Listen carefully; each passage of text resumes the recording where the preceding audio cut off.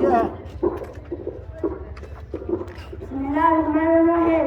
الحمد لله الذي علم الإنسان ما هو مجهول، علمه القراءة والكتابة بالقلم. اللهم صل وسلم على نبينا وحبيبنا محمد وحسن الأخلاق ومتصل من قسم الجاه إلى النور الحق. أما بعد فيا المدرسين أخواني وأخواتي، أسعدتم بالخير صباحا وفي هذا اليوم الجميل يسعدني ويسعدني أن أقول أهلا بكم في أسئلة التعليم الشامل، وأن ألقي إليكم هذه الكلمة في بداية الفصل الثاني لهذا العام. وفي هذا الحفل التكريم المبسط للتكريم أوائل طلاب وطالبات مدرسة الفلاح بالسيف. بوسط هذا الحفل احترام وتقدير وتضامن لأخواتنا في غزة الجريحة، نسأل الله لهم النصر والتمكين إن شاء الله.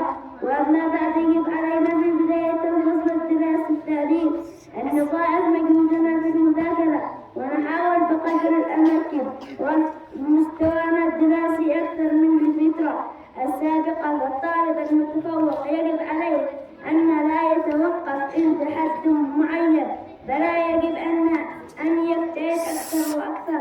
أما بالنسبة للطالب المتوسط أو الطالب الضعيف يجب عليه أن يضاعف مجهوده في المذاكرة والدراسة لكي يتفوق أكثر وأكثر.